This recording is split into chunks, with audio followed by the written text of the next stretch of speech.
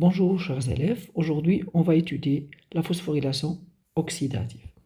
Donc comme vous savez que les étapes de la respiration cellulaire commencent par la glycolyse qui se déroule au niveau de l'ioleplasme et on obtient deux acides pyruviques avec obtention de 2 ATP et 2 NADH+. Puis les deux acides pyruviques pénètrent à l'intérieur de la mitochondrie qui vont subir une dégradation totale et au cours de cette dégradation totale, il y a oxydation de l'acide pyruvique et les protons H+ et les électrons sont acceptés par les transporteurs d'électrons et de protons plus NAD+ et FADH2 qui vont être réduits en NADH+ et FADH2. Alors maintenant, ces NADH+ et FADH2 vont être oxydés et les électrons et les protons H+ qui libèrent vont être acceptés par l'accepteur final O2 qui va être réduit en H2O. Et au cours de cette oxydoréduction, il y a formation de l'ATP. C'est ce qu'on appelle la phosphorylation oxydative. Donc c'est la dernière étape de la respiration cellulaire.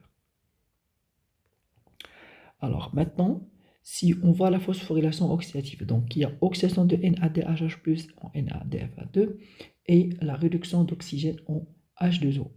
Et cette dernière étape, ce qu'on appelle la phosphorylation, se déroule au niveau de la membrane interne de la mitochondrie. Alors son objectif, c'est la régénération des transports d'électrons et de protons H+, NAD+, FADH2 par l'oxydation de NADH+, FADH2, car son utilisation est au cours de la dégradation totale de l'acide pyruvique ou dans l'utilisation dans la glycolyse. On a besoin de NAD et de FAD car leur concentration dans la cellule elle est limitée. Les électrons qui sont libérés et les protons libérés par l'oxygène de NADH2 vont être acceptés par l'oxygène qui va être réduit en H2O. Et donc la deuxième objectif, c'est la réduction d'oxygène en H2O. Puis la troisième partie, c'est la phosphorylation de l'ADP en ATP, c'est-à-dire la conversion d'énergie chimique stockée dans le NADH2-FADH2 en AT en ATP. Alors maintenant, si on prend notre phosphorylation oxydative qui comporte trois réactions se déroulent au niveau de la membrane interne de la mitochondrie. Donc voici la membrane externe. Maintenant, c'est la membrane interne qui se clive à l'intérieur de la mitochondrie et forme ce qu'on appelle les crêtes. Car la membrane interne est très longue par rapport à la membrane externe. Donc les trois réactions caractérisant la phosphorylation oxydative, il y a la réoxydation des transporteurs d'électrons et de protons plus NADH2, FADH2 en NAD avec libération des électrons et de protons H+, et la réduction d'oxygène en H2O, c'est-à-dire que les électrons qui sont libérés par l'oxydation vont être acceptés par l'accepteur final O2 qui va être réduit en H2O. D'accord? Et NAD, H2, FADH2 sont appelés des donneurs d'électrons et de protons H+, alors que l'oxygène sera appelé l'accepteur final des électrons et de protons H+. Au cours de cette réaction d'oxydoréduction, il y a phosphorylation de l'ATP en ATP, c'est-à-dire ATP plus énergie, on va obtenir de l'ATP. Maintenant, cette étude de la phosphorylation oxydative sont problématiques. C'est quelle est la structure de la membrane interne mitochondrienne et quelles sont les propriétés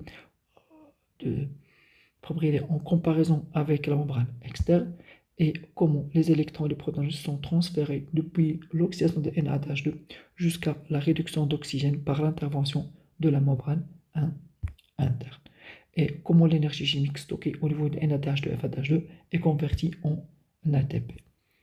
Alors maintenant, étude des caractéristiques de la membrane externe et la membrane interne. Donc nous avons vu que la mitochondrie possède une membrane externe et une membrane interne qui se replient à l'intérieur de la mitochondrie. Mais cette membrane interne, si on l'observe précisément en détail, on trouve qu'il possède ce qu'on appelle des petits points sur la membrane interne.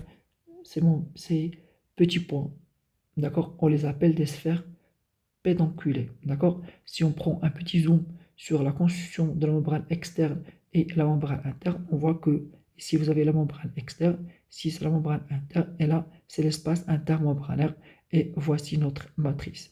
Alors maintenant, pour les sphères pédonculées, sont toujours orientées vers la matrice. Donc si je prends la membrane externe, il possède des protéines et ce qu'on appelle des phospholipide, sa concentration elle est très élevée en comparaison avec la membrane interne qui possède elle aussi des phospholipides, mais en pourcentage moins faible que la membrane externe. Pour les protéines intégrées, c'est-à-dire qui sont intégrées dans la membrane interne et dans la membrane externe. D'accord, se trouve dans la membrane interne. Mais si on voit très bien que les protéines de la membrane interne sont plus nombreux que les protéines de la membrane externe. Et les protéines de la membrane interne, on leur donne le nom de protéines de la chaîne respiratoire. Donc la membrane interne possède deux types de protéines. Il y a des protéines intégrées qui forment la chaîne respiratoire et ce qu'on appelle la sphère pédonculée. Chose qu'on ne trouve pas au niveau de la membrane externe. Il y a des protéines, mais ne jouent pas le rôle de chaîne respiratoire, ne jouent pas le rôle de protéines de sphère pédonculée. Donc, si on compare la membrane externe avec la membrane interne, nous avons dit que les lipides, ce qu'on appelle les phospholipides, sont 40% chez la membrane externe, mais seulement 20% chez la membrane interne. Alors que les protéines sont seulement 60% de protéines au niveau de la membrane externe, mais les protéines de la membrane interne sont en pourcentage plus élevé, c'est 80%. Alors maintenant, pour les protéines de la membrane externe, il intervient dans l'échange des éléments entre le plasme et l'espace intermembranaire. Donc, ces protéines, voici la membrane externe. Ici, vous avez lié le plasme. Ici, c'est l'espace intermembranaire. Alors, cette membrane, elle permet l'échange entre l'espace intermembranaire et lié à le plasme. C'est-à-dire, il possède des protéines qui peuvent faire pénétrer ou faire sortir des éléments et permet l'échange entre le plasme et l'espace intermembranaire. Alors que la protéine, la membrane interne possède deux types de protéines. Il y a les protéines de la chaîne respiratoire et les protéines de la sphère pédonculée. Et dans cette membrane interne, la chaîne respiratoire et la sphère pédonculée, c'est eux qui vont jouer le rôle de la phosphorylation oxydative. Alors pour la structure de la membrane externe elle est comparable à la structure de la membrane cytoplasmique, alors que la membrane interne possède une structure qui est propre à elle. D'accord? Alors la membrane externe elle est perméable aux protons plus, c'est-à-dire que nous avons vu qu'elle permet la sortie, l'entrée et l'échange des éléments. Parmi ceux, c'est le proton H+, alors que la membrane interne elle est imperméable aux protons H+, n'est-ce pas? Ne laisse pas passer les protons H+. On va voir que seuls les protons H+, peuvent passer par la sphère pédonculée. Alors, si on veut voir maintenant le rôle de la sphère pédonculée, donc vous avez notre mitochondrie, la membrane interne, elle est riche en sphère pédonculée. Donc, si je prends une crête, d'accord, ça aussi la membrane interne, elle est riche en sphère pédonculée. D'accord, et toujours la sphère pédonculée, elle est orientée vers la matrice. Maintenant, si je prends mon membrane interne, voici la sphère pédonculée, elle est toujours orientée vers la matrice, alors que l'autre côté s'appelle l'espace intermembranaire. Maintenant, si on prend le rôle de cette sphère pédonculée, elle permet le passage des protons H+, de l'espace intermembranaire vers la matrice. Donc, c'est un canal à travers lequel passent les protons H+ de l'espace intermembranaire vers la matrice. Alors, pour le deuxième rôle, il permet la synthèse de l'ATP, donc il joue le rôle d'enzyme ATP synthèse, ou ce qu'on appelle ATP synthèse, c'est-à-dire qu'il est responsable de la phosphorylation de l'ATP en ATP. Donc, premier rôle, il permet le passage des protons H+ par la sphère pédonculée, et en deuxième rôle, il permet la phosphorylation de l'ATP en ATP. Mais cette phosphorylation de l'ATP en ATP ne peut avoir lieu que s'il y a passage de protons H+ à travers la sphère pédonculée. Alors, comment fonctionne la sphère pédonculée? Donc, voici notre sphère pédonculée, voici la membrane interne, ici l'espace intermembranaire, ici c'est la matrice. Donc, au niveau de la matrice, on trouve l'ATP plus PI qui va être en ATP. Mais le deuxième rôle, c'est permet le passage et la sortie de protons H+ de l'espace intermembranaire vers la matrice.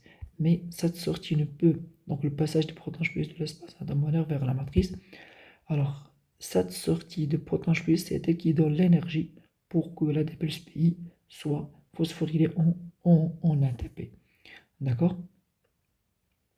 Donc le passage de protons H+ donne de l'énergie qu'on va ajouter à l'ATP plus PI pour synthétiser l'ATP.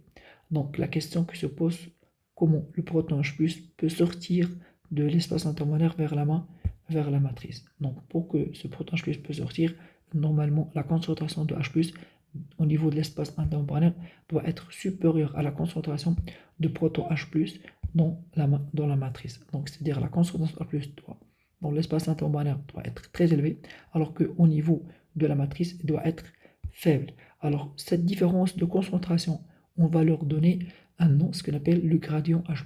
Donc c'est quoi le gradient H+? C'est la différence de concentration de part et d'autre de la membrane interne.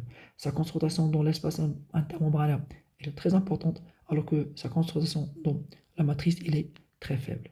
Alors donc, nous avons vu que pour que H+ sort de la sphère pédonculaire, pour qu'elle synthétise l'ATP, normalement la concentration de H+ doit être élevée au niveau de l'espace intermembranaire pour que H+ puisse sortir vers la matrice. La concentration de H+ dans l'espace intermembranaire est supérieure à la concentration de H+ au niveau de la matrice. C'est ce qu'on appelle le gradient H+, et c'est ce gradient H+, qui permet la sortie du proton H+, c'est-à-dire c'est celui qui va permettre d'enrichir la sphère pédonculaire par l'énergie qui sera utilisée pour phosphoryler l'ATP en ATP par suite de la synthèse de l'ATP. Maintenant, la question qui se pose, c'est comment cette concentration de H+ dans l'espace intermembranaire va être élevée par rapport à la concentration H+ dans la matrice. Donc, pour répondre à cette question et savoir le mécanisme de la phosphorylation oxydative, donc vous avez ici, c'est la membrane externe, ici c'est la membrane interne qui donne ce qu'on appelle une crête. Alors là, c'est la sphère pédonculaire et les protéines de la chaîne respiratoire qu'on trouve à l'intérieur de la membrane interne. Au niveau de la matrice, on trouve l'oxygène, le FADH2, le NADH+, d'accord, et l'ADP+, plus PI. Alors, les trois réactions qui se déroulent au cours de la phosphorylation oxydative sont l'oxydation de NADH, de FADH2 en NAD, qui vont libérer les électrons et les protons plus, qui vont être acceptés par O2, l'accepteur final des électrons et de protons plus, pour être réduit en H2O. Et au cours de cette réaction d'oxydoréduction, il y a phosphorylation de l'ATP en ATP, d'accord, qui sera lieu normalement au niveau de la sphère pédonculaire. Donc si on passe, la première chose, il y a oxydation de NAD H+ en quoi? En NAD. D'accord? Et au cours de cette oxydation, il y a libération des électrons, hein, les électrons qui vont être transférés le long de la chaîne respiratoire d'un transporteur à l'autre, et alors que les protons H+ vont être pompés vers l'espace intermembranaire. Maintenant, pour le FADH2, il va être oxydé, mais cette fois-ci, c'est à travers le complexe C2, alors que NADH+ était oxydé par le complexe C1. Alors, de même chose, là, les électrons vont être transférés vers l'ubiquinone, donc puis vers le complexe C3, qui va à son tour la transférer pour cytochrome C, qui va à son tour la transférer, et au cours de ce transfert, il y a pompage de protons H+, vers l'espace intermembranaire.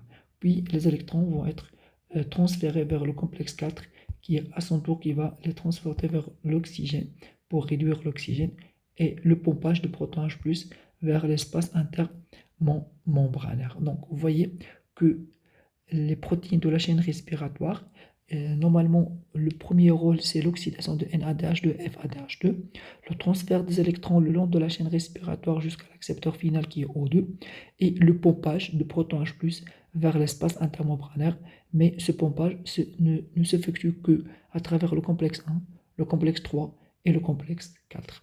Alors une fois les protons H+ sont libérés dans l'espace intermembranaire, la concentration de H+ augmente dans l'espace intermembranaire, alors qu'au niveau de la matrice, il y a une faible concentration de H+, du fait que les protons H+ qui se trouvent dans la matrice sont pompés vers l'espace intermembranaire. Cette différence de concentration, elle crée ce qu'on appelle le gradient H+, c'est-à-dire la différence de concentration. Alors, ce gradient H+, cette différence de concentration, va entraîner la sortie des protons H+, à travers la sphère pédonculaire, car nous avons dit que la membrane interne elle est imperméable au proton H+, sauf à travers la sphère pédonculaire. Donc une fois le proton H+ passe par la sphère pédonculaire, donc il y aura enrichissement de la seconde par l'énergie, et par suite, il va prendre l'ATP plus PI et il va synthétiser notre fameuse molécule d'ATP. D'accord? Et c'est-à-dire il y aura une phosphorylation de l'ADP en ATP. Alors pour les protons H+, qui sont sortis vers la matrice, ils vont être acceptés par l'accepteur final O2, qui va être réduit à son tour en H2O. D'accord? Et il y aura une réduction de O2 en H2O. Et par suite, on aura fini notre phosphorylation oxydative qui comporte trois réactions majeures, l'oxydation de NADH2 et la réduction d'oxygène et la phosphorylation de l'ADP en ATP. Alors maintenant, si on voit l'oxydation d'une molécule de NADH permet la synthèse de 3 molécules d'ATP, alors que l'oxydation d'une molécule de FADH permet la synthèse seulement de 2 molécules d'ATP. Alors car le NADH+, il est oxydé par le complexe 1. Et nous avons le pompage de proton H+, 3 fois. Et par suite, sortie de H+, 3 fois, donc synthèse d'ATP 3 fois. Alors que le FADH, il est oxydé par le complexe 2, c'est-à-dire par le transporteur numéro 2. Donc le complexe 1, T1 ne fonctionne pas. Donc il y a pompage de protons plus seulement par T3 et par T5, c'est-à-dire par les deux complexes C3 et C4. Donc seulement pompage de protons plus 2 fois. Donc il y a sortie de protons plus par la spermatozoïde seulement 2 fois. Donc il y a synthèse d'ATP 2 fois. Donc c'est pour cela qu'on a dit que le NADH2, il permet la synthèse de 3 ATP, alors qu'une molécule de FADH2 permet la synthèse de 2 ATP. Alors maintenant, si on veut donner une conclusion générale à propos de la chaîne respiratoire. Donc il possède 4 rôles: la réoxydation de NADH2, le transport spontané des électrons le long de la chaîne respiratoire, le pompage de protons H+, par le complexe 1, 3 et 4, et nous avons un gradient H+, et la réduction d'oxygène en H2O. Maintenant, si on veut calculer le bilan énergétique de la respiration cellulaire, donc nous avons la définition, c'est le nombre de molécules d'ATP produits suite à l'oxydation, c'est-à-dire la dégradation d'une mole de glucose lors de la respiration cellulaire ou de la fermentation. Notre bilan énergétique de la respiration cellulaire, normalement, c'est 38 ATP. Donc, nous avons la première étape, c'est la glycolyse, au cours de laquelle on obtient 2 acides pulviques avec production de 2 ATP et 2 NADH+. Alors, chaque acide pulvique va subir une dégradation, c'est-à-dire une oxydation au niveau de la mitochondrie. Donc, il va être oxydé en acétyl-CoA avec libération de 1 NADH+, et notre acide-CoA va pénétrer dans le cycle de Krebs qui va produire 3 NADH+, 1 FADH2 et une molécule d'ATP. Donc, un seul acide pulvique va nous donner 4 NADH+, 1 FADH2, une molécule d'ATP. Et puisque au cours de la glycolyse, on a produit 2 acides pulviques, donc on va obtenir 8 NADH2, 2 FADH2 et 2 ATP. Si on ajoute les 2 ATP et 2 NADH+, qui sont obtenus lors de la glycolyse, on aura 10 NADH+, 2 FADH2 et 4 molécules d'ATP. Et suite à la réaction finale, c'est-à-dire la phosphorylation oxydative, les 10 NADH2 nous donnent 30 ATP, 2 FADH2, 4 ATP, et 4 ATP, c'est 4 ATP. Donc en total, ce sera 38 ATP. Donc nous avons vu que au cours de la respiration cellulaire, on obtient 38 ATP. Je vous remercie et à bientôt.